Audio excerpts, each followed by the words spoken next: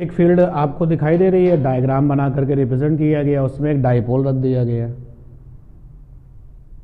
और ये डाइपोल में ये P है। जो डाइपोल मूवमेंट होता है वो हमेशा माइनस से प्लस की तरफ होता है, तो इसका मतलब यहाँ पे माइनस चार्ज और ये कैसा चार्ज है, प्लस। तो इस इलेक्ट्रिक डाइपोल पर लगने वाला इलेक्ट्रिक फोर्स कितना होगा। एक ऑर्डिनरी वाला जो क्वेश्चन होता है उसमें ये आंसर होता है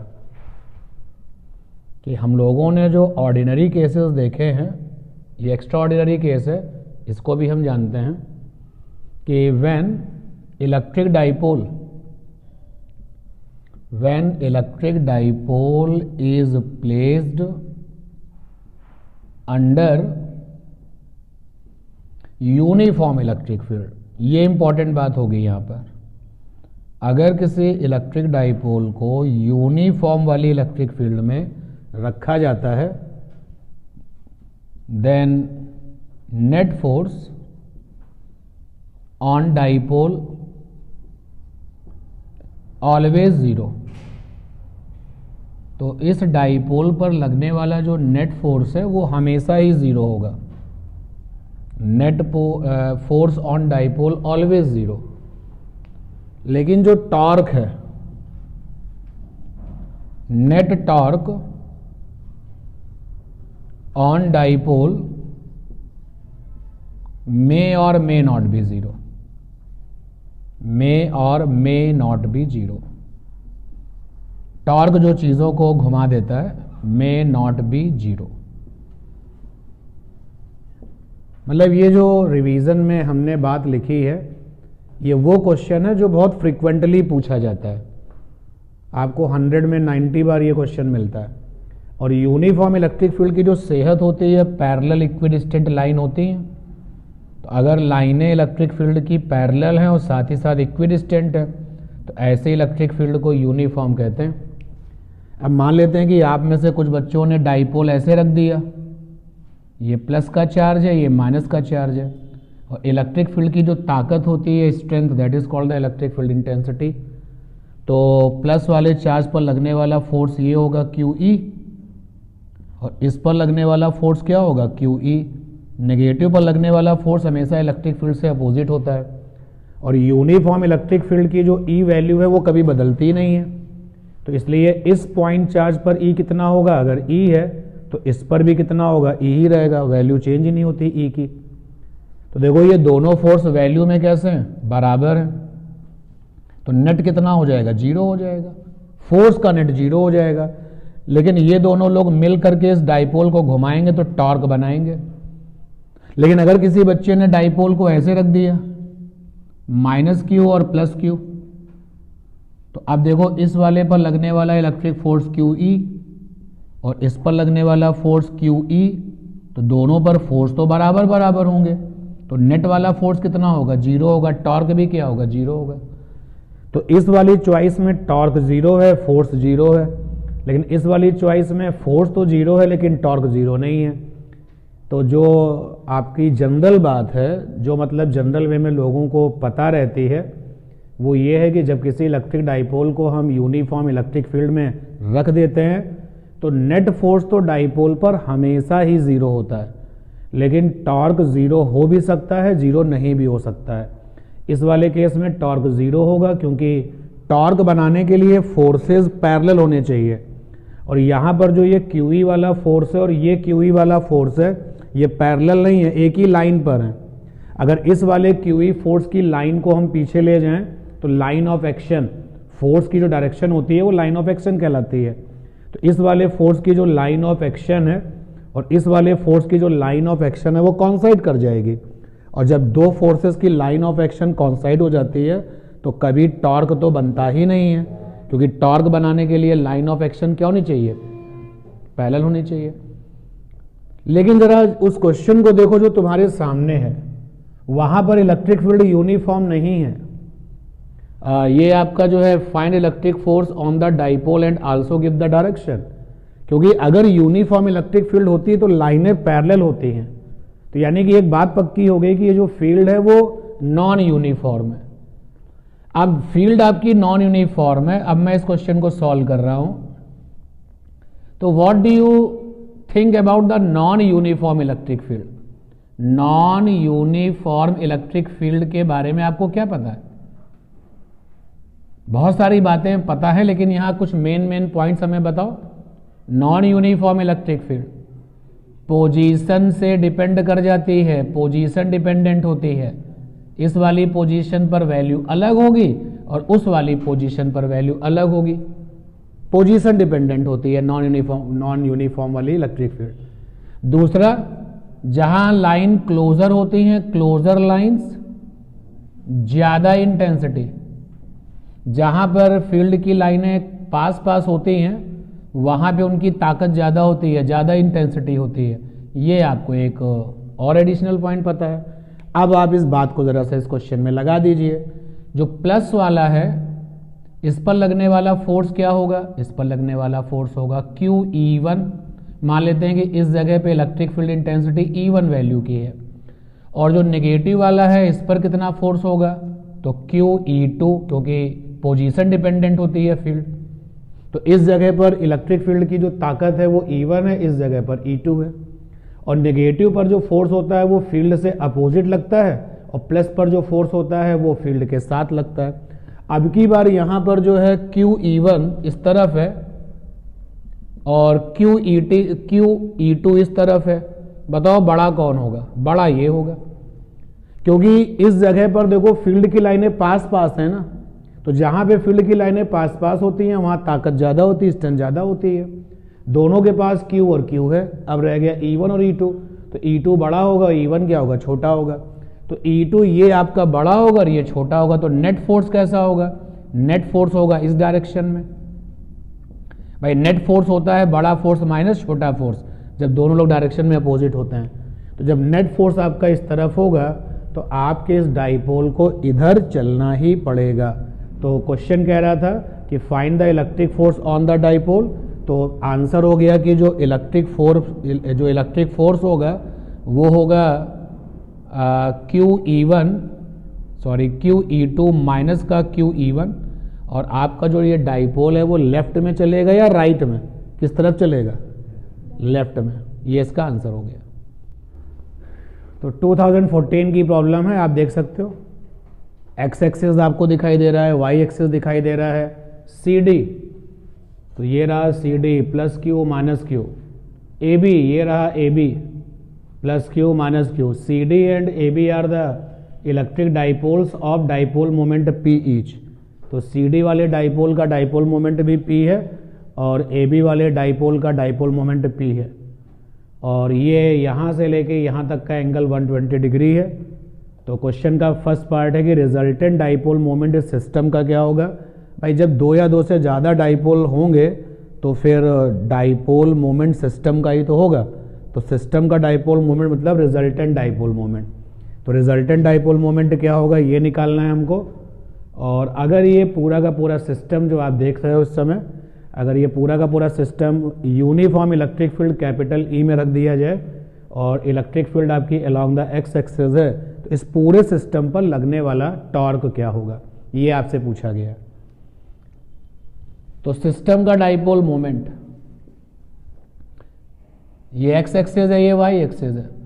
CD वाले डाइपोल का डाइपोल मोमेंट कैसा होगा? ऐसा होगा।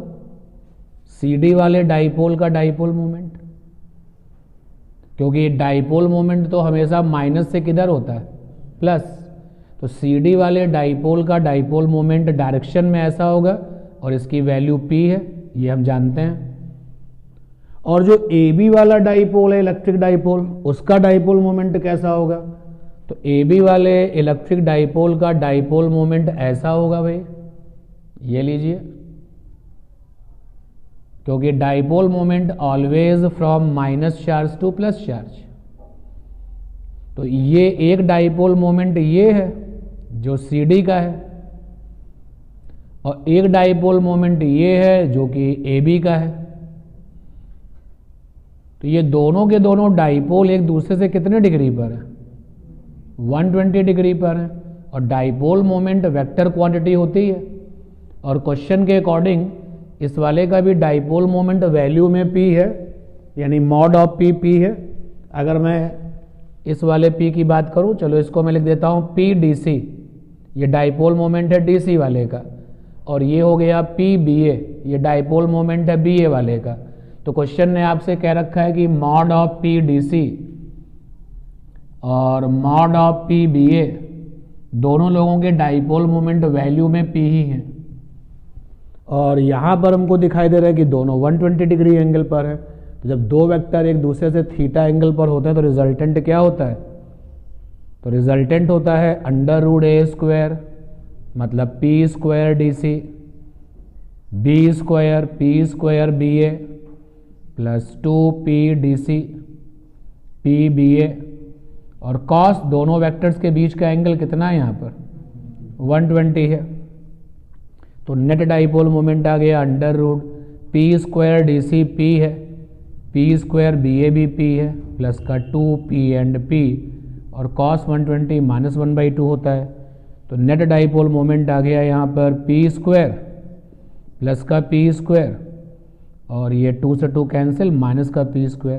तो नेट डाइपोल मोमेंट तो P आ गया, यानी फर्स्ट पार्ट अपना आ गया, नेट डाइपोल मोमेंट आ चुका है। अब पूरा का पूरा सिस्टम, नेट डाइपोल मोमेंट की जो डायरेक्शन है वो क्या होगी? कौन बताएगा नेट डाइपोल मोमेंट की डायरेक्शन? क्योंकि अब जब टॉर्क निकालते हो तो टॉर्क बराबर क्या होता है? PE sin theta. तो थीटा तो angle between P and E होता है। चलो पहले हम जरा टॉर्क का फार्मूला लिखते हैं कि अगर एक डाइपोल इलेक्ट्रिक फील्ड में होता है तो टॉर्क का फार्मूला होता है टॉर्क बराबर है PE sin थीटा। तो यहां पर तो दो डाइपोल हैं तो उनका नेट डाइपोल मोमेंट, तो यहां पे P की जगह पर PNET नेट लिखना पड़ेगा। तो ये थीटा क्या होगा? थीटा होगा angle between capital E and P net. तो नेट वाले P की डायरेक्शन क्या होगी? अभी इंपॉर्टेंट बात हो जाएगी।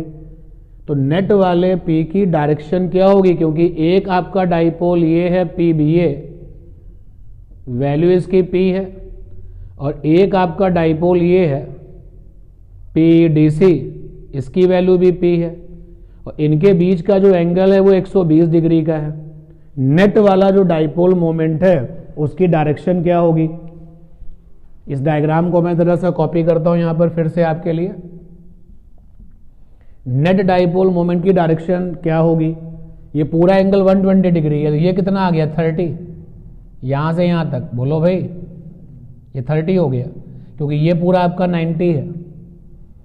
तो अगर हम लोग नेट डायरेक्शन को देखें तो पैरेललोग्राम बनाएंगे भाई। जब दो वेक्टर आपके पास टेल से टेल मिलाते हैं तो डायरेक्शन के लिए, रिजल्टेंट की डायरेक्शंस के लिए पैरेललोग्राम बनाया जाता है। तो आप इस पैरेललोग्राम को बनाएंगे, ये होगा नेट डाइपोल मोमेंट, ये है नेट डाइपोल मोमेंट। तो नेट डाइपोल मोमेंट की डायरेक्शन क्या होगी? आंसर है कि अगर दो बराबर वेक्टर हैं तो दो बराबर वेक्टर का जो टोटल होता है वो हमेशा अपने उनके बीच में बनने वाले एंगल को बाइसेक्ट करता है। यहां पर इस वाले वेक्टर की वैल्यू कितनी है? P, और इस वाले वेक्टर की वैल्यू भी कितनी है? P। दो बराबर वेक्टर हैं, दो बराबर वेक्टर का रिजल्टेंट बीच में बनने वाले एंगल को क्या करता है? बाइसेक्ट। यानी कि ये जो P नेट है वो यहां से कितना बनाएगा? 60 बनाएगा, और P नेट यहां से भी कितना बनाएगा? 60 बनाएगा। ठीक है ना बात? अब ये देखो 11th स्टैंडर्ड का पॉइंट यूज हो गया कि अगर दो इक्वल वेक्टर्स हैं, इक्वल वेक्टर्स का रिजल्टेंट उन वेक्टर्स के बीच में बनने वाले एंगल को क्या करता है? बाइसेक्ट करता है। तो यहां पर देखो 60 और 60 आ गया। अब क्वेश्चन ने लिख रखा था कि इलेक्ट्रिक फील्ड जो लगाई गई है वो किधर लगाई गई है? Along the x axis. तो इलेक्ट्रिक फील्ड लगाई गई है अलोंग द एक्स एक्सिस, ये क्वेश्चन ने कह रखा था। तो देखो इलेक्ट्रिक फील्ड का डायरेक्शन ये है, नेट वाला P ये है, तो ये कितना एंगल आया? 30 आ गया। बोलो। तो जैसे ही आपने एंगल पता कर लिया, सबसे इंपॉर्टेंट काम आपका कंप्लीट हो गया। नेट वाला P है P, और E क्वेश्चन में E ही दिया गया है, और डिस्कशन से एंगल आया है 30, तो ये आ गया PE/2। तो नेट डाइपोल मोमेंट पूछा गया था, और उस पूरे सिस्टम में टॉर्क पूछा गया था, तो आंसर आ। इस वाले क्वेश्चन में तो इंफॉर्मेशन पूरी है, आप देख सकते हो डायग्राम में। सर्किट छोटा है, लेकिन फिर भी हमें समझ में नहीं आ रहा कि सीरीज क्या है, पैरेलल क्या है। तो उस क्वेश्चन को करने का केवल एक ही रास्ता है कि सर्किट को अपने हिसाब से मैनेज कर लें। अब सर्किट को अपने हिसाब से मैनेज कैसे करते हैं, तो बहुत सारे तरीके होते हैं। कुछ लोग तो कंसंट्रेशन बनाए रखते हैं और सर्किट को अपने हिसाब से मैनेज कर लेते हैं। एक तरीका और भी होता है मैनेज करने का। देखो यहाँ पे हमें कुछ समझ में नहीं आ रहा, कौन सीरीज है कौन पैरेलल है, समझ ही नहीं पा रहे हैं।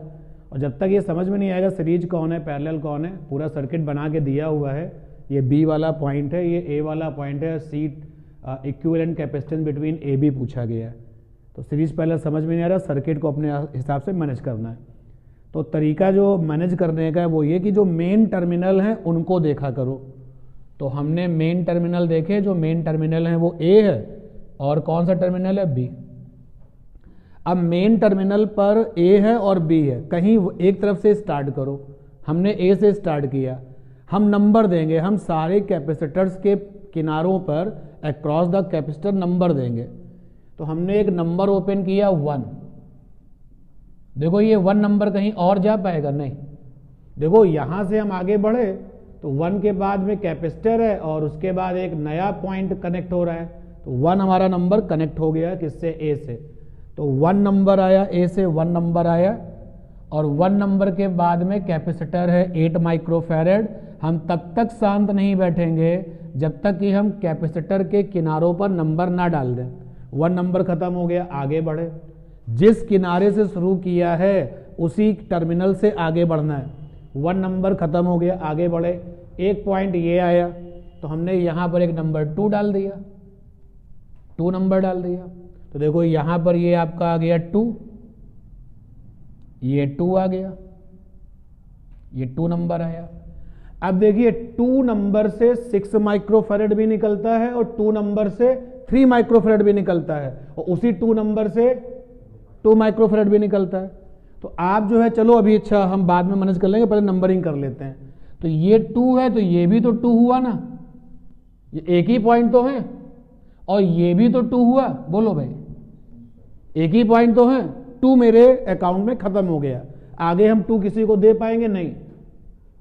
ये भी 2 है, ये देखो ये भी 2 है, ठीक है ना, सारे कॉमन पॉइंट है तो वहां तो नंबर 2 ही रहेगा। अब मेरे अकाउंट से 2 खत्म हो गया, हम फिर वापस लौट गए। जिस टर्मिनल से स्टार्ट करना है आपने पहले स्टार्ट किया है उसी को फॉलो करिए, वापस है, इसके किनारों पर नंबर आ गए, ओके, इधर पहुंचे। तो 6 माइक्रोफैरेड के इस तरफ तो नंबर है, इस तरफ नंबर नहीं है, तो हमने यहां पे नंबर 3 रखा भाई। तो यही 3 नंबर यहां पर भी आ गया, 3 नंबर भी खत्म हो गया। अब आप देखिए 3 नंबर ये और 2 नंबर का कॉमन में रहेंगे बाद में, ठीक है ना, ये ध्यान देना। 3 नंबर भी खत्म हो गया और आगे गए, फिर देखो इसके किनारों पर नंबर आ चुका है, इसके किनारों पर नंबर आ चुका है, इसके अक्रॉस में भी नंबर है। अब यहाँ पर पहुँचे, यहाँ पर हमारा 3 तक हम जा चुके थे, यहाँ पे कौन सा नंबर दिया, 4। तो यही 4 यहाँ पर भी तो होगा और यही 4 यहाँ पर भी तो होगा, कनेक्टेड है, लीजिए। अब हम गए इसके पास, तो यहाँ पर आप देखिए कि इसके किनारों पर नंबर 2 है, लेकिन एक नंबर अभी जो है ये टर्मिनल रह गया है और हम कहाँ तक खर्च कर चुके हैं, 4 नंबर तक, तो ये 5 आ गया। तो आपने सभी कैपेसिटर्स के अक्रॉस में नंबरिंग कर दी है। अब आप सर्किट को अपने हिसाब से मैनेज कर लो। देखो मेन टर्मिनल कौन था, ए के पास नंबर कौन है, 1। मेन टर्मिनल कौन था, बी के पास नंबर कौन है, 4। ए के पास टर्मिनल था 1 और बी के पास में था 4। अब देखिए 1 से कौन सा कैपेसिटर निकलता है, 1 से जो कैपेसिटर निकलता है वो 8 माइक्रोफैरेड का है और वो कहाँ खत्म होता है, 2 पर खत्म होता है। और 2 से फिर क्या होता है, 2 से एक कैपेसिटर निकलता है 6 माइक्रोफैरेड का, दूसरा निकलता है 3 माइक्रोफैरेड का और तीसरा निकलता है 2 माइक्रोफैरेड का। 2 से निकलने वाले कैपेसिटर, ध्यान देना, 2 से निकलने वाला एक कैपेसिटर है 6 माइक्रोफैरेड, एक कैपेसिटर है 2 से निकलने वाला 3 माइक्रोफैरेड, एक कैपेसिटर 2 से निकलने वाला 2 माइक्रोफैरड और एक कैपेसिटर 2 से निकलने वाला 5 माइक्रोफैरड। तो 2 से निकलने वाले सारे कैपेसिटर, 2 से निकलता है 6 माइक्रोफैरड, 2 से ही निकलता है 3 माइक्रोफैरड और 2 से ही निकलता है 5 माइक्रोफैरड, 2 से ही निकलता है आपका 2 माइक्रोफैरड, ये 2 माइक्रोफैरड, ये सब 2 से निकलने वाले कैपेसिटर्स हैं। मैं वहां पे मेन सर्किट में सर्कल करता जा रहा हूं कि हाँ इनको हम ले चुके हैं। अब जो 6 माइक्रोफैरड है वो 3 पर खत्म होता है और 3 माइक्रोफैरड भी 3 पर खत्म होता है। तो 6 माइक्रोफैरड 3 पर खत्म होता है और 3 माइक्रोफैरड भी 3 पर खत्म होता है। एक कॉमन पॉइंट 3 डाल दिया, यानी ये हमने यहां पर कर लिया। अब देखिए ये 3 और ये 2, यानी कि किसका 2 माइक्रोफैरड जो था, 2 माइक्रोफैरड का 2 दिखा आपको, 2 माइक्रोफैरड का 2, ये रहा 2 माइक्रोफैरड का 2 माइक्रोफैरड का 2 और 3 माइक्रोफैरड का 3 आपस में कनेक्टेड है।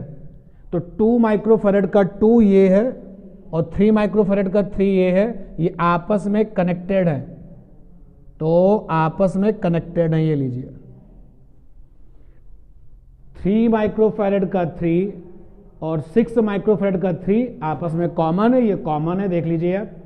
अब आप देखिए यहां से आप गए 3 माइक्रोफैरड का 3, तो 3 माइक्रोफैरड का 3 और एक आपका टर्मिनल 2 माइक्रोफैरड का 2 दिख रहा है, 2 माइक्रोफैरड का 2 ये है, आपस में कनेक्टेड है, मैंने कनेक्ट कर दिया।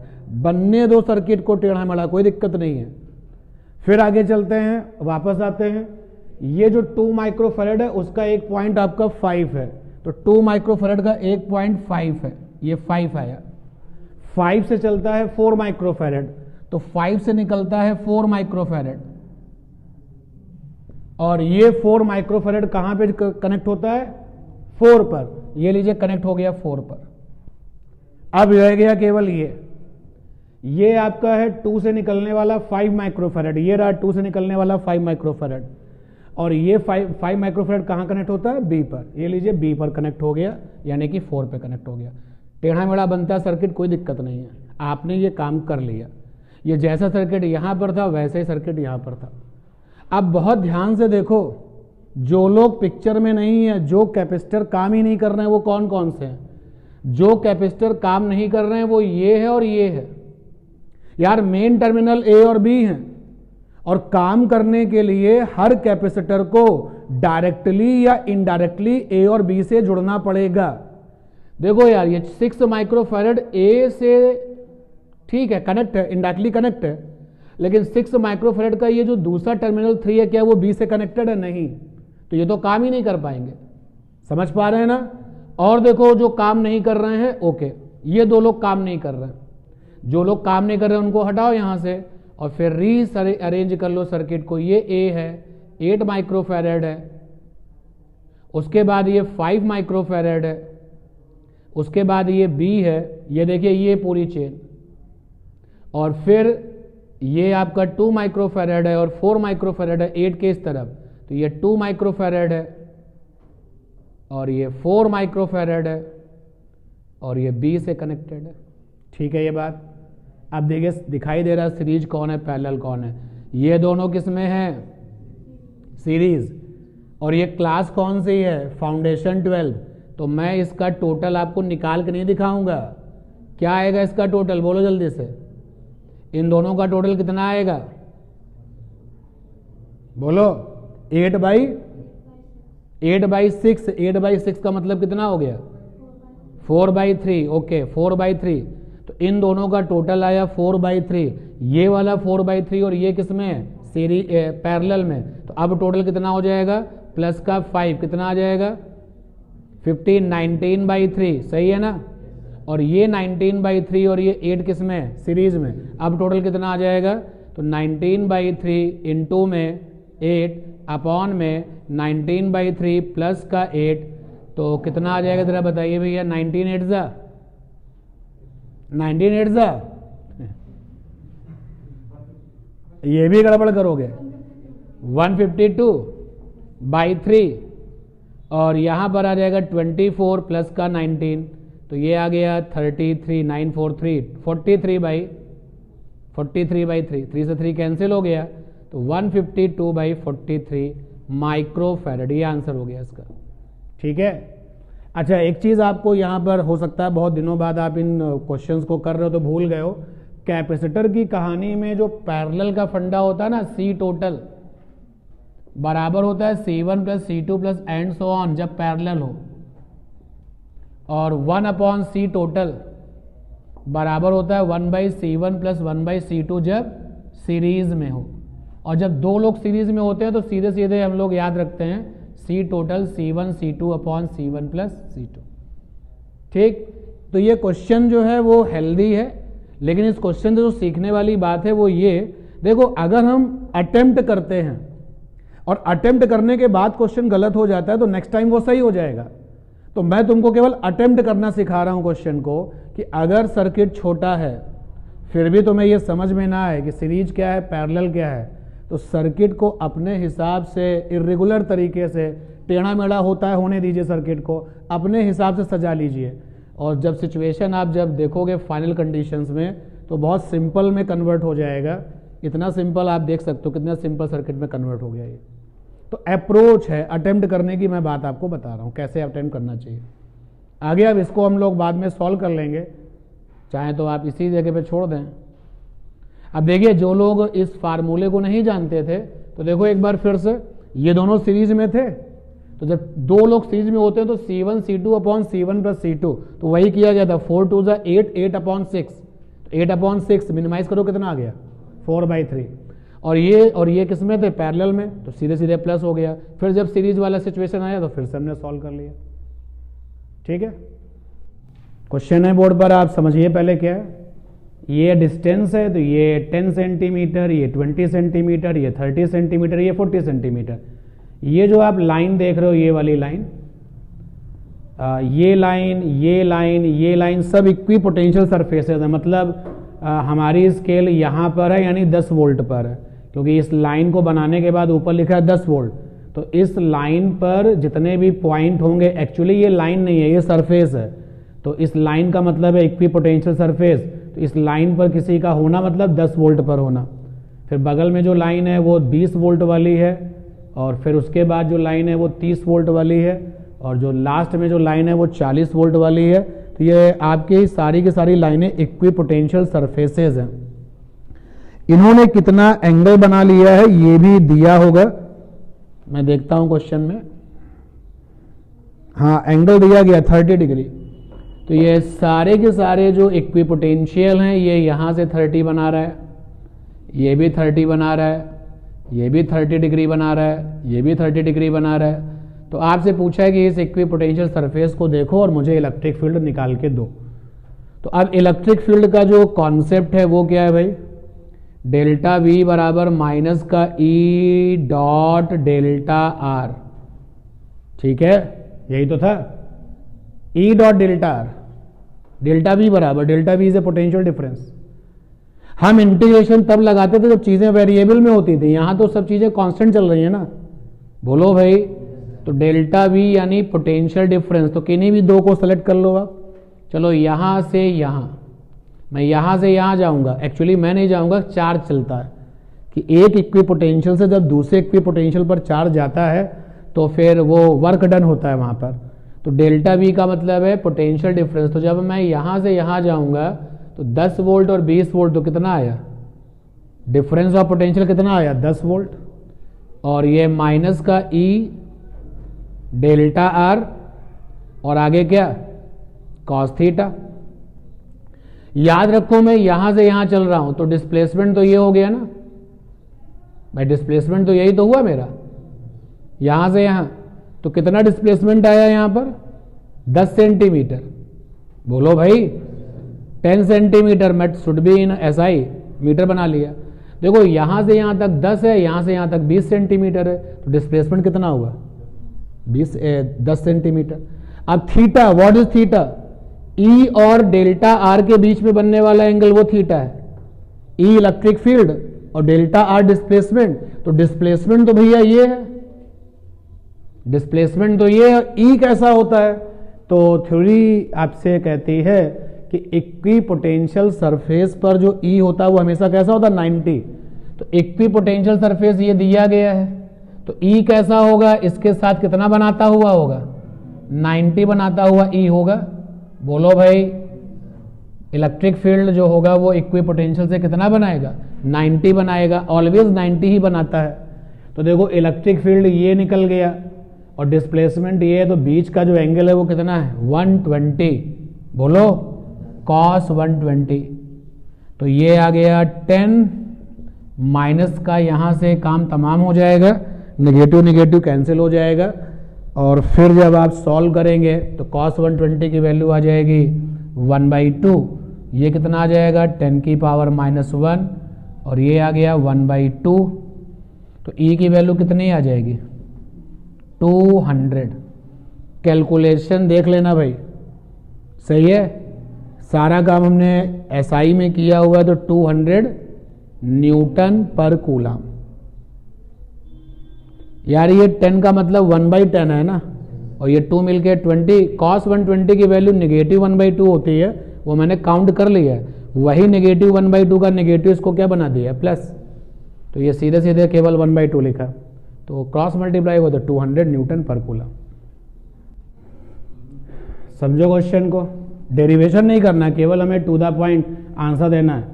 इलेक्ट्रिक डाइपोल की पोटेंशियल एनर्जी जब वो यूनिफॉर्म इलेक्ट्रिक फील्ड में रखा हुआ है, और इलेक्ट्रिक डाइपोल की पोटेंशियल एनर्जी स्टेबल इक्विलिब्रियम में जब वो यूनिफॉर्म इलेक्ट्रिक फील्ड में रखा हुआ है, और पोटेंशियल एनर्जी इलेक्ट्रिक डाइपोल की अनस्टेबल इक्विलिब्रियम में जब वो यूनिफॉर्म इलेक्ट्रिक फील्ड में रखा हुआ है। तो कॉन्सेप्ट क्या है, पोटेंशियल एनर्जी ऑफ डाइपोल क्या होता है, पीई यानी कैपिटल यू पोटेंशियल एनर्जी बराबर होता है माइनस का पी डॉट ई, ये होता है। ये तब लगाते हैं जब P हमको IJK में दिया जाए, इलेक्ट्रिक फील्ड भी हमको IJK में दिया जाए। जैसे ऐसे दिया जाए P यहाँ पे इलेक्ट्रिक डाइपोल मोमेंट है, तो अगर क्वेश्चन ऐसे कहता है कि भाई P की value 3I 4J 6K cap है और इलेक्ट्रिक फील्ड की वैल्यू 9I 2J माइनस का 11K कैप है, बताइए पोटेंशियल एनर्जी कितनी होगी, तो दोनों का डॉट प्रोडक्ट कर दो। अगर हम इसको मॉड में लिखें भाई, मॉड में लिखें तो माइनस का PE और कॉस थीटा, नो डाउट यहां पर थीटा जो है वो angle between P and E होगा, P and E, P for electric dipole moment and E for electric field intensity, उनके बीच का एंगल होगा ये थीटा, ठीक।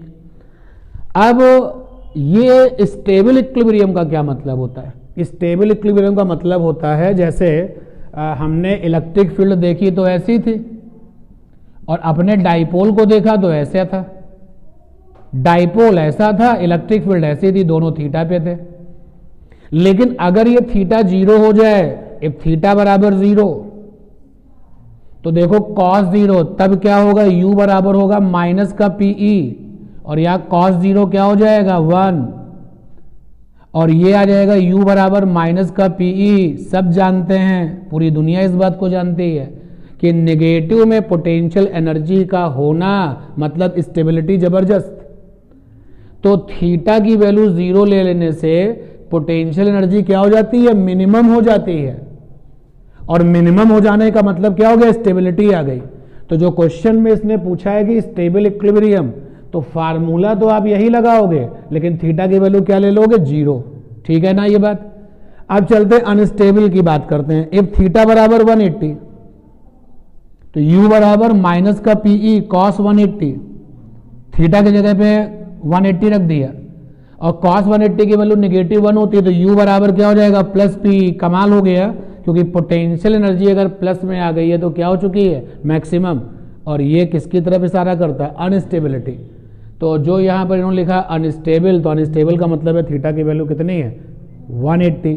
तो फार्मूला तो यार यही रहेगा, जब वो कहेंगे स्टेबल तो थीटा 0 ले लेना, जब वो कहेंगे अनस्टेबल तो थीटा 180 ले लेना, नथिंग से स्पेशल। तो PE कॉस थीटा में जो थीटा दिया जाए वो अप्लाई कर देना, ठीक है ना ये बात। अब P क्या है, इलेक्ट्रिक डाइपोल मोमेंट है, सीधे देते हैं, अच्छी बात है, नहीं तो P निकालने के आपके पास फार्मूले हैं, Q इंटू डाइपोल लेंथ, पोल का charge into dipole length, E आपको दिया जाएगा। एक कॉन्सेप्ट होता है VCR EQ वाला, VCREQ।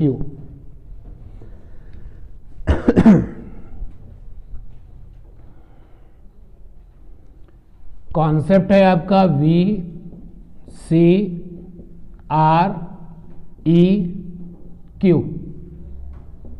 VCREQ। क्वेश्चन इस तरीके से स्टार्ट होता है कि बहुत सारी छोटी छोटी ड्रॉप्स होती हैं, आइडेंटिकल ड्रॉप्स हैं, सारी की सारी आइडेंटिकल ड्रॉप्स हैं ये सब, और ये कंबाइंड होके बड़ी ड्रॉप में बदल जाती हैं, बिग ड्रॉप बन जाती हैं। बिग ड्रॉप मतलब BD, बिग ड्रॉप। और यहाँ पर ये SD for single drop, SD is a single drop. या कभी कभी इसका उल्टा भी हो जाता है। तो एक सिंगल ड्रॉप के पास चार्ज था और ये टोटल यहाँ पे n है, स्मॉल n यहाँ पे ड्रॉप्स नंबर है, टोटल ड्रॉप्स।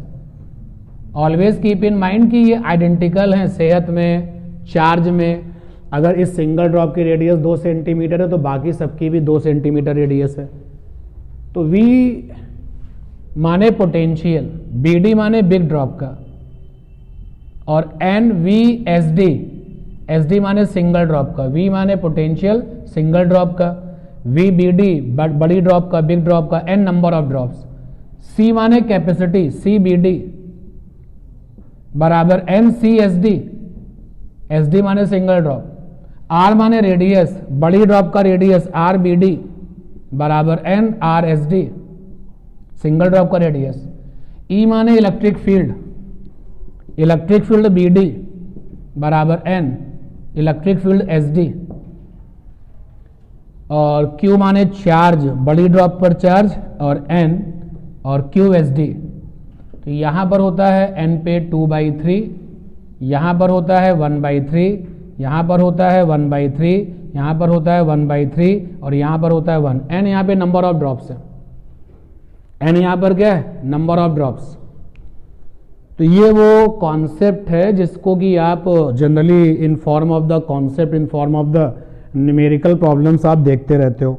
जैसे कि इस क्वेश्चन को जरा देखें, सुने कितना है, क्या कितना यहाँ पर दिया गया। 27 चार्ज की ड्रॉपलेट्स हैं और हर एक ड्रॉप का रेडियस 2 मिलीमीटर है। Make a big drop. तो क्वेश्चन कह रहा है यहाँ पर, ईयर है क्या यहाँ पर, तो यहाँ पर क्वेश्चन में ये कहा गया कि 27 ड्रॉप्स ये लोग बनाते हैं बड़ी ड्रॉप को, बिग ड्रॉप को बना देते हैं।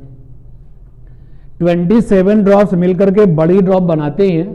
तो यहां पर ईच डायमीटर, हर एक ड्रॉप का जो डायमीटर है वो 2 मिलीमीटर है। चार्ज ऑन ईच ड्रॉप, यानी कि सिंगल ड्रॉप पर हर एक ड्रॉप के पास जो चार्ज है, ईच चार्ज बराबर 10⁻⁻12 कूलम, हर एक ड्रॉप पर चार्ज इतना है। तो पूछा गया है कि calculate the potential of the big drop. तो बड़ी ड्रॉप पर पोटेंशियल कितना है ये पूछा गया है। तो देखो अपने फंडे में क्या है, V बड़ी ड्रॉप का बराबर N⁻²/3 V सिंगल ड्रॉप का, N माने 27 है 2/3, और सिंगल ड्रॉप का भी निकालना पड़ेगा, थोड़ा सा एफर्ट्स करना पड़ेगा। तो यहाँ पर आ गया V ड्रॉप बड़ी ड्रॉप का, इसको 3⁻³ रखोगे तो 3⁻³ रखोगे भाई, तो पावर से पावर मल्टीप्लाई कर तो 9 आ जाएगा। अब सिंगल ड्रॉप का पोटेंशियल क्या है, ड्रॉप होती तो स्फेयर जैसी है ना, और स्फेयर की कहानी में अगर पोटेंशियल निकालना हो और कुछ भी ना कहा जाए तो हमेशा कहाँ निकालते हैं, सरफेस पर। तो कैसे निकलेगा, 1/4πε0 Q सिंगल ड्रॉप का, और नीचे क्या लिखी जाती है, रेडियस सिंगल ड्रॉप की। तो ये हो गया 9, और 1/4πε0 9 × 10⁻⁹, और सिंगल ड्रॉप का चार्ज कितना है 10⁻⁻12, और सिंगल ड्रॉप की रेडियस क्या है, तो सिंगल ड्रॉप का डायमीटर है 2 मिलीमीटर, तो रेडियस कितनी हो जाएगी 1 × 10⁻³ सॉल्व कर लेंगे तो आंसर कितना आने वाला है 81, 9 9 जा 81, क्योंकि ये -3 इसके साथ बना देगा 12, खत्म हो जाएगा पावर का खेल। ठीक है,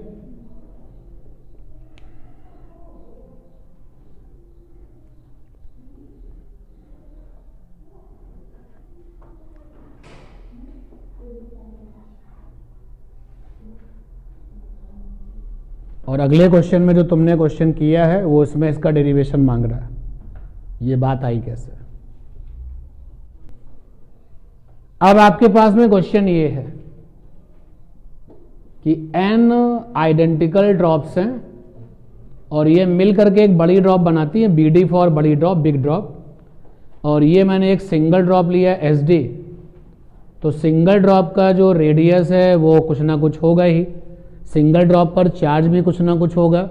आइडेंटिकल का मतलब हो गया all the drops are in same in features, charge को लेकर के, रेडियस को लेकर के, बाकी जो और पैरामीटर्स है उसको लेकर के।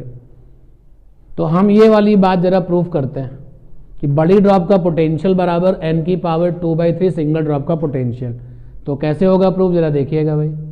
कंजर्वेशन लॉ ऑफ मास लगा दो, n इंटू एक ड्रॉप का मास ऑफ एक drop SD, S for single, D for drop, is equal to mass of बड़ी ड्रॉप BD, बिग ड्रॉप। तो ड्रॉप कैसी होती है, स्फेरिकल होती है, 4/3 pi r³ SD single drop. और डेंसिटी, अगर ये ड्रॉप पानी की है तो डेंसिटी पानी के लिए, बड़ी drop 4/3 pi r³ BD for बड़ी ड्रॉप। देखो भाई कैंसिल होने के बाद क्या बचेगा, r की पावर 3 BD बचेगा, n r की पावर 3 SD ये बचेगा।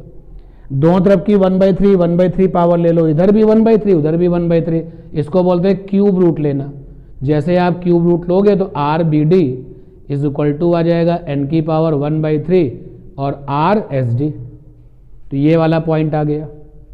अच्छा, इसमें तुम किसी का भी डेरिवेशन करो, चाहे आप पोटेंशियल के लिए करो या कैपेसिटी के लिए करो या इलेक्ट्रिक फील्ड के लिए करो या इसके लिए करो, रेडियस तो निकालनी ही पड़ जाती है। तो रेडियस निकल चुकी है। अब हम क्या करते हैं, बड़ी ड्रॉप पर पोटेंशियल निकालते हैं और छोटी ड्रॉप पर पोटेंशियल निकालते हैं, दोनों का रेशियो निकालते हैं। तो ध्यान देना, VBD बड़ी ड्रॉप पर पोटेंशियल तो 1/4 पाई एप्सिलॉन नॉट QBD, बड़ी ड्रॉप पर चार्ज, नीचे RBD, और सिंगल ड्रॉप पर पोटेंशियल तो 1/4 pi epsilon not QSD, SD for single drop, RSD। दोनों को रेशियो में कन्वर्ट कर दो, VBD अपॉन में VSD, और ये आ जाएगा QBD अपॉन में QSD और RSD अपॉन में RBD। सीधे सीधे रेशियो ले लिया भाई। ये आया VBD और ये आया VSD। अब ध्यान देना, अगर एक ड्रॉप पर चार्ज Q है तो बड़ी ड्रॉप पे चार्ज कितना होगा, N इंटू Q। समझो बात को, अगर एक ड्रॉप पर चार्ज है Q तो N ड्रॉप्स पर कुल कितना चार्ज हो गया, NQ, वही बड़ी ड्रॉप पर चार्ज हो जाएगा, वो मैंने लिख दिया यहां पर। और RSD लिखा रहने दो ऐसे ही, और RBD की जगह पे क्या लिख सकते हो, N की पावर 1/3 RSD, तो RBD की जगह पे आ गया N की पावर 1/3 RSD। RSD से RSD कैंसिल हो गया, ये कैंसिल हो गया। देखो ऊपर लिखा है N की पावर 1, नीचे क्या लिखा है N की पावर 1/3, तो VBD अपॉन में VSD इज इक्वल टू क्या आ गया, N की पावर 2/3, क्रॉस मल्टीप्लाई कर दो रिजल्ट आ जाएगा। सिमिलरली यू कैन, देखो चार्ज वाला तो हो ही गया, और चार्ज के लिए तो सीधा सीधा फंडा रहेगा कि बड़ी ड्रॉप कितनी लोगों से मिलकर के बनी है, N ड्रॉप्स, तो N इंटू Q बराबर QBD। 1.5 microcoulomb, 2.5 microcoulomb are at 30 centimeter apart. Potential चाहिए, इलेक्ट्रिक फील्ड चाहिए, मिडिल पॉइंट पर चाहिए। पोटेंशियल चाहिए, इलेक्ट्रिक फील्ड चाहिए at 10 centimeter from the middle point, normal line joining the both charges.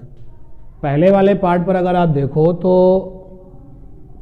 ये जो 1.5 माइक्रोकूलम चार्ज है इसको कुछ नाम दे देते हैं, मान लेते हैं A नाम है इसका, और जो ये 2.5 माइक्रोकूलम चार्ज है इसका नाम B है, और ये मिडिल पॉइंट है, बना लेते हैं इसको भी।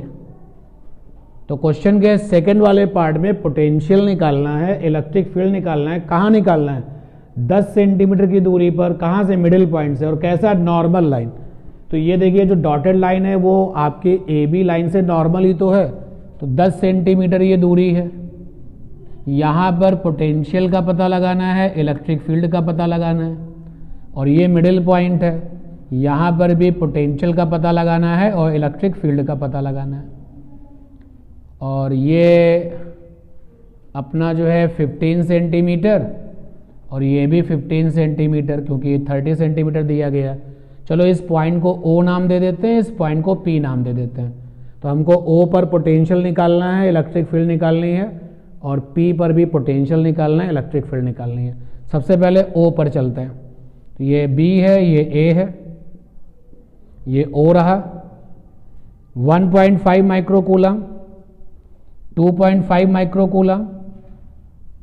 यहां पर पोटेंशियल A बनाएगा और B बनाएगा। पोटेंशियल पैदा करना सोर्स चार्ज की आदत होती है। ऐसे नहीं कि आपने बस पोटेंशियल बोला और डेवलप हो जाएगा। पोटेंशियल एक प्रकार का वर्कडन होता है जो टेस्ट चार्ज पर होता है, और टेस्ट चार्ज पर वर्कडन करने का जो काम है वो सोर्स चार्ज करता है।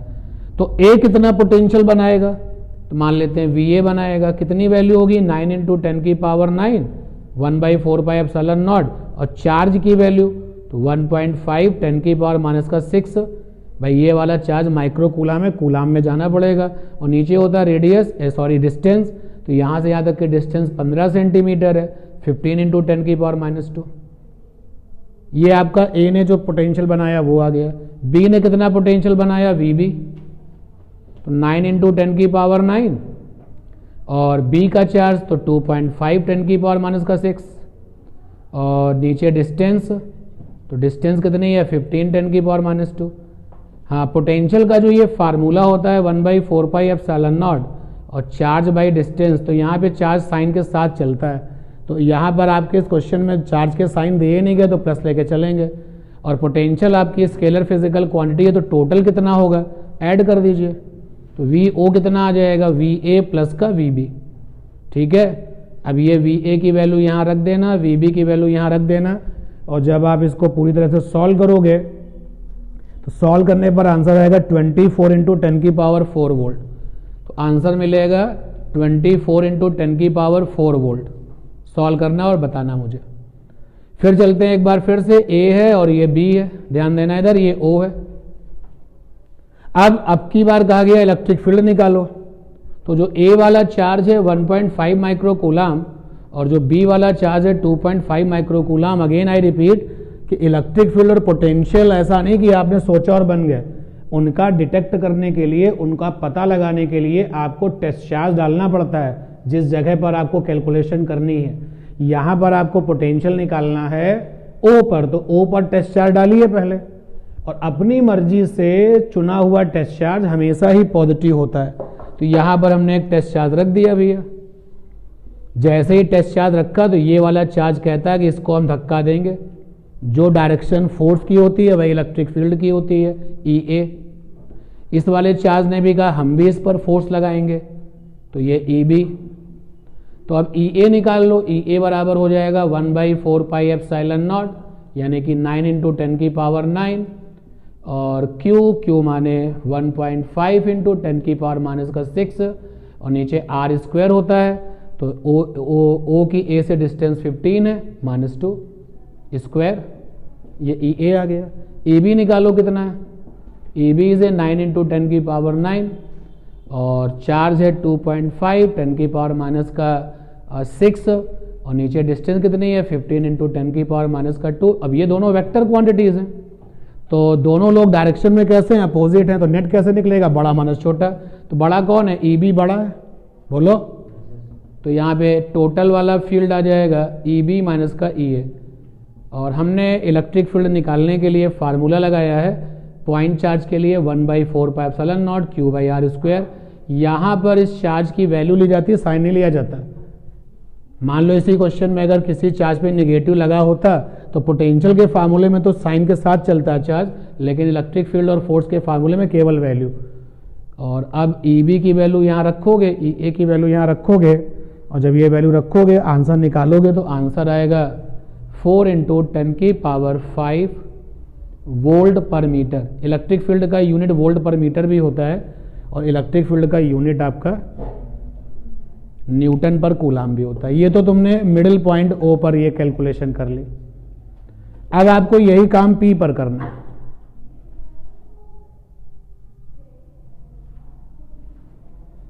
तो चलिए अब हम लोग ये सारा का सारा कैलकुलेशन P पर फोकस करते हैं। तो P पर फोकस करते हैं, पोटेंशियल और इलेक्ट्रिक फील्ड निकालते हैं।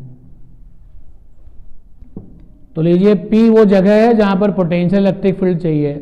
तो ये वाला चार्ज यहाँ पोटेंशियल देगा, बिल्कुल देगा, मान लिया VA है। और ये वाला चार्ज पोटेंशियल देगा, बिल्कुल देगा, मान लिया VB है।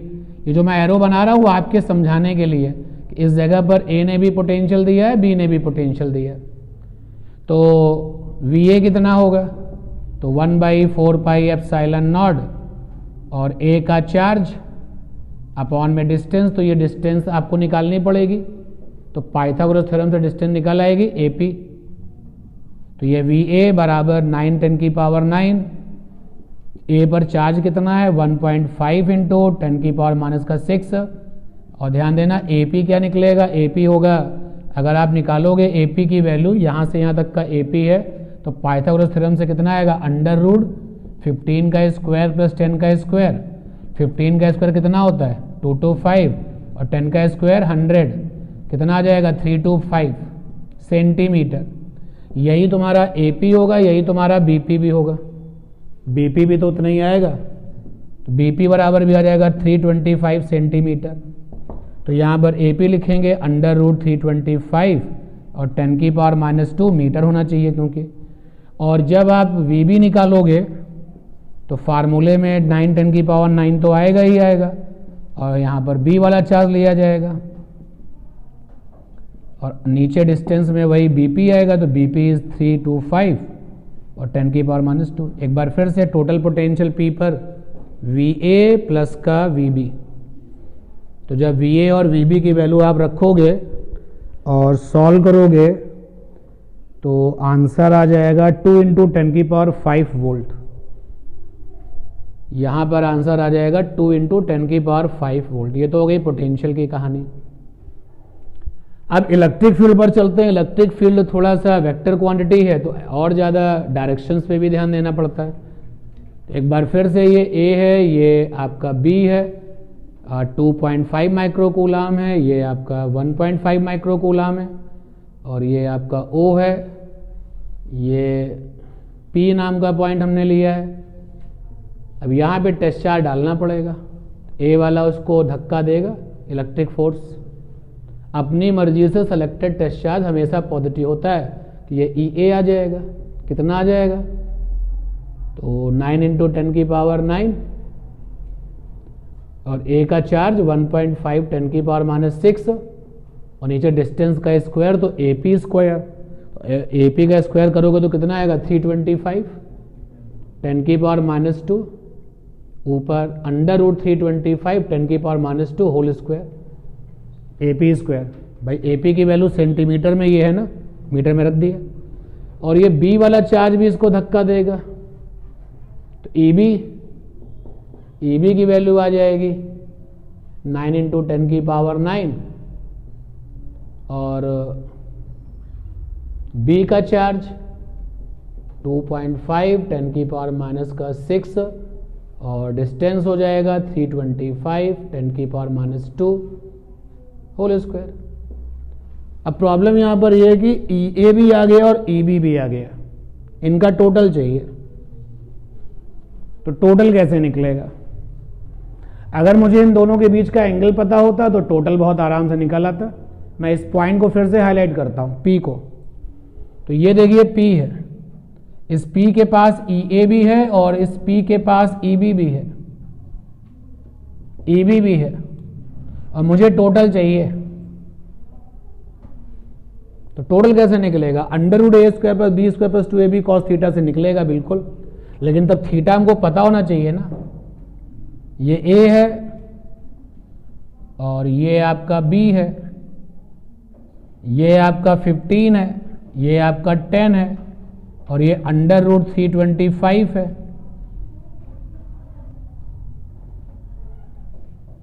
तो अगर एंगल इनके बीच का पता चल जाए तो बात बन जाए। एंगल अगर पता चल जाए तो बात बन जाए। मान लो इन दोनों के बीच का एंगल पता चल जाए और वो हो 45, तो under root EA square plus EB square plus 2EA EB cos 45। Angle तो पता नहीं है। अब क्या करें, देखो अगर मैं इस वाले एंगल को थीटा समझूं, अगर मैं इस वाले एंगल को थीटा समझूं, तो एक रेफरेंस लाइन में बना रहा हूं यहां पर, तो ये थीटा हो जाएगा, या ऐसा करता हूं, अगर मैं इसको थीटा समझ लूं तो ये थीटा हो जाएगा। तो और बिल्कुल इधर वाला ट्राइंगल भी हर चीज में एक जैसा ही है, तो अगर मैं इसको थीटा लिखता हूं तो ये भी थीटा हो जाएगा, तो ये भी थीटा हो जाएगा। तो बोलो इन दोनों के बीच का एंगल कितना हो गया, 2 थीटा। तो अब हम अपना फंडा लगा दें, ई टोटल अंडर रूट ई ए स्क्वायर प्लस का ई बी स्क्वायर प्लस का 2 ई ए ई बी और कॉस ऑफ 2 थीटा। अब तुम्हें कॉस 2 थीटा चाहिए होगा, वो निकाल लो अलग से रफ कॉपी में। कैसे, cos 2 theta is equal to क्या, 2 कॉस स्क्वायर थीटा -1। तो 2 कॉस स्क्वायर थीटा यहाँ पे रखो, कॉस थीटा कैसे आएगा, कॉस थीटा आएगा 10 बाई दिस, कॉस थीटा की वैल्यू कितनी आएगी 10 by under root 325 whole square minus का 1। तो ये कितना आ जाएगा ऊपर 200 और नीचे कितना आ जाएगा 325 -1। अब तो कह दो हो जाएगा क्वेश्चन। कॉस 2 थीटा निकल आएगा, इसको यहाँ रख देना, ई ए ई बी पहले से ही पता है। और जब आप इस पूरे को सॉल्व करोगे फाइनली तो 6.6 इंटू 10 की पावर 5 न्यूटन पर कूलम आएगा, 6.6 इंटू 10 की पावर 5 न्यूटन पर कूलम। कंपोनेंट मेथड में भी जाओगे तो भी इतना ही टाइम लगने वाला है, क्योंकि अच्छा अगर ई ए और ई बी बराबर होते तो ई ए और ई बी बराबर होते तो कंपोनेंट मेथड लेना थोड़ा आसान हो जाता, क्योंकि एक कंपोनेंट पार्ट कैंसिल हो जाता, केवल एक बचता। लेकिन यहां तो ई ए और ई बी बराबर तो है नहीं, इसलिए टाइम टेकिंग क्वेश्चंस था जब हमने पी पे बात की है तब। हिंट के साथ साथ हम आपको आंसर भी देते जा रहे हैं, तो आप कैलकुलेशन करने के बाद क्रॉस चेक कर सकते हैं कि आंसर आया कि नहीं आया।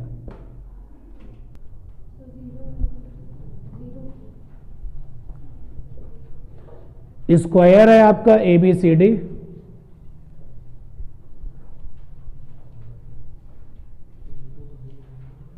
स्क्वायर है ABCD जिसका कि साइड 10 सेंटीमीटर है। A पर 2 माइक्रोकूलम, B पर -5 माइक्रोकूलम, C पर 2 माइक्रोकूलम, D पर -5 माइक्रोकूलम चार्ज को रख दिया गया है। Find force on 1 microcoulomb placed at centre of square. तो स्क्वायर है आपके पास ABCD, A B C and D। A पर डटा हुआ है 2 माइक्रोकूलम, B पर है -5 माइक्रोकूलम, C पर है 2 माइक्रोकूलम और D पर है -5 माइक्रोकूलम। ये क्वेश्चन ने कह रखा है। और सेंटर पर, स्क्वायर के सेंटर पर डटा हुआ है 1 माइक्रोकूलम, सेंटर को O नाम दे दिया और यहां पर 1 माइक्रोकूलम। तो 1 माइक्रोकूलम ही हीरो है, क्योंकि इसी पर फोर्स निकालना है। तो जिस पर हम फोर्स निकालते हैं वो टेस्ट होता है, और जो लोग फोर्स बनाते हैं वो सोर्स होते हैं। तो क्वेश्चन में 1 माइक्रोकूलम पर फोर्स निकालना है, तो 1 माइक्रोकूलम अपना टेस्ट है, तो बाकी लोग सोर्स होंगे। देखो भैया इससे बात करते हैं, इसने बोला हम तो इसको धक्का देंगे, रिपल्सन। तो इसने कहा अभी मैं भी इसको रिपल्सन दूंगा। अच्छा, दोनों लोग बिल्कुल सेम टू सेम है, कट के खत्म हो जाएगा 0। भाई आप देखो ना, ए की जो सेहत है वो 2 माइक्रोकूलम है, उधर से उसका जो अपोजिट वाला है उसका भी 2 माइक्रोकूलम है, और जो डिस्टेंसेज होंगी वो भी सेम होंगी, तो बराबर बराबर फोर्स एंटी में लगेगा तो रिजल्ट 0 हो जाएगा। अब चलते हैं इसके लिए बात करते हैं, बी के लिए। बी वाले ने कहा हम तो नेगेटिव हैं, हम तो उसको अट्रैक्ट करेंगे अपनी तरफ।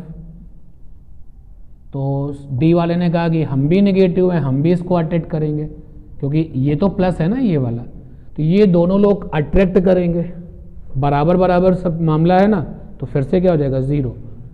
तो नेट वैल्यू हो जाएगी 0, आंसर हो जाएगा 0। तो नेट फोर्स क्या हो जाएगा 0।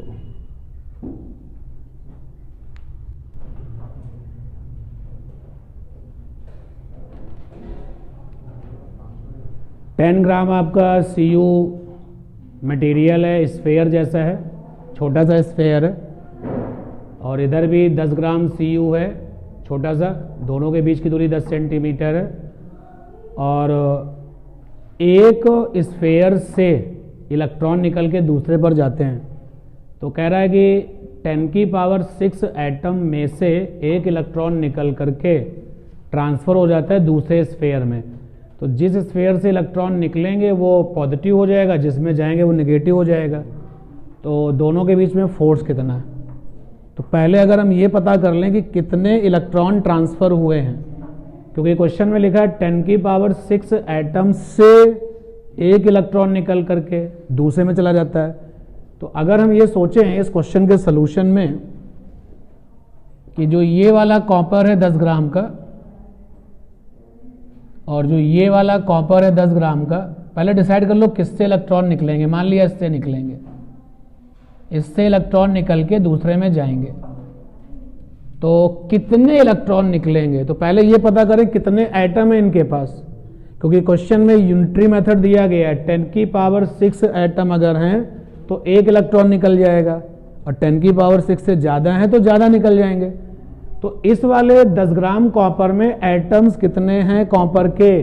तो किसी भी मटेरियल में एटम्स कैसे निकालते हैं? Small m by capital M बराबर small n by capital N। Small m होता है मटेरियल का मास, मटेरियल मास, और कैपिटल M होता है एटॉमिक मास, लिक्विड हुआ तो मॉलिक्यूलर मास। कैपिटल N होता है अवोगाद्रो नंबर, सब जानते हैं आप इसके बारे में, वैल्यू कितनी होती है। और स्मॉल n होता है टोटल एटम्स, अगर लिक्विड हुआ तो टोटल मॉलिक्यूल्स, टोटल एटम्स। तो मुझे स्मॉल n चाहिए, तो स्मॉल n बराबर small m capital N upon capital M। इस बात का ध्यान रखना कि small m should be in gram not kilogram. अगर ये किलोग्राम में होता तो ग्राम बनाना पड़ता है। तो स्मॉल m दिया गया है 10 ग्राम, 6 × 10⁻23। कैपिटल M कितना होता है कॉपर का? 63.5। अब इसको ऑर्डर में निकालो, क्योंकि आपको यहाँ पर रेफरेंस में जो एटम का नंबर दिया गया किसमें दिया गया? 10 की पावर में। तो पूरा का पूरा कैलकुलेशन 10 की पावर में कर लो, तो ऊपर हो जाएगा 6 × 10⁻24, और नीचे हो जाएगा 6.35 × 10 की पावर कितना? 1। बोलो भाई। और अगर कोई वैल्यू ऐसे लिखी जाती है नंबर इंटू 10 की पावर, ये जो नंबर है आपका, ये नंबर ग्रेटर देन 3.16 है। अगर ऑर्डर के फंडे आपको याद हैं कि नहीं, तो वही अप्लाई कर रहे हैं। ऑर्डर के फंडे क्या होते हैं? जैसे कोई चीज लिखी गई है नंबर, और साथ में लिखा हुआ है 10 के ऊपर पावर, चाहे प्लस हो या माइनस हो, तो ये हो जाता है 10 की केवल पावर ले ली जाती है, और कभी कभी 10 की पावर ले करके उसमें +1 ऐड कर दिया जाता है। ये कब किया जाता है? जब केवल पावर लेते हैं। जब नंबर, ये जो नंबर है आपका less than r is equal to 3.16, और ये कब किया जाता है? पावर में प्लस करना, जब नंबर 3.16 से क्या होता है? बड़ा। तो इस तरीके से 10 की पावर में चीजें बदल जाती, ऑर्डर बन जाती हैं। इसको बनाओ, ऑर्डर कितना बनेगा? 25, क्योंकि पावर लोगे 24 और नंबर 6 है जो कि 3.16 से बड़ा है, तो +1 हो जाएगा। नीचे भी आप इसको करोगे तो +2 हो जाएगा। तो देखो ये 10 की पावर 23 हो जाएगा। ये बात नहीं जानते होगे तो इस क्वेश्चन में बहुत सारा समय दे के आओगे आप वहां पर। तो लीजिए, इस कॉपर के एटम्स में 10 की पावर 23 एटम्स हैं। अब वो लाइन पकड़ो जो कह रहा है, क्योंकि 10 की पावर 6 एटम्स से निकलते हैं ट्रांसफर 1 इलेक्ट्रॉन, तो एक एटम से कितना ट्रांसफर हो जाएगा? 1/10 की पावर 6 इलेक्ट्रॉन। तो कुल कितने एटम है? 10 की पावर 23। तो 10 की पावर 23 से कितने इलेक्ट्रॉन ट्रांसफर होंगे? 10 की पावर 23। तो इलेक्ट्रॉन ये सॉल्व करोगे कितना आएगा 10 की पावर 17 इलेक्ट्रॉन्स। ये लीजिए, ये कुल इलेक्ट्रॉन है जो ट्रांसफर हो रहे हैं। तो इलेक्ट्रॉन तुम्हारा नंबर है 10 की पावर 17, तुमको ट्रांसफर होना पड़ रहा है। तो इलेक्ट्रॉनों के नंबर को हमने यहाँ पे n स्टार लिख दिया, n स्टार, थोड़ा सा बैलेंस करने के लिए चीज़ों को, क्योंकि इस वाले फार्मूले में स्मॉल n का नाम क्या था, नंबर ऑफ एटम्स। तो अब इलेक्ट्रॉनों के नंबर को हमने n स्टार लिख दिया। अब जिसके पास जाएंगे उस पर कितना चार्ज होगा, n स्टार ई, और जिससे जाएंगे उस पर कितना चार्ज होगा, प्लस का n स्टार ई। दोनों के चार्ज आ गए। अब फोर्स निकाल दो, फोर्स बराबर 9 इंटू 10 की पावर 9, Q1 माने n स्टार ई, Q2 माने n स्टार ई, और बीच की दूरी कितनी है, r स्क्वायर, यानी कि 10 -2 होल स्क्वायर। n स्टार की वैल्यू मैं निकाल चुका हूं, ई हमको पता ही है। जब आप सॉल्व करोगे इसको तो आंसर आएगा 2.07 10 की पावर 6 न्यूटन। आंसर आएगा 2.07 10 की पावर 6 न्यूटन।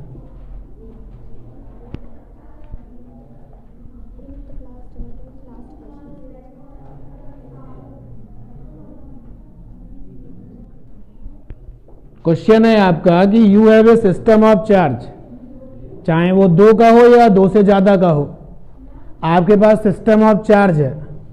और अब आप ये चाहते हो कि system of charge infinite distance तक अलग हो जाए।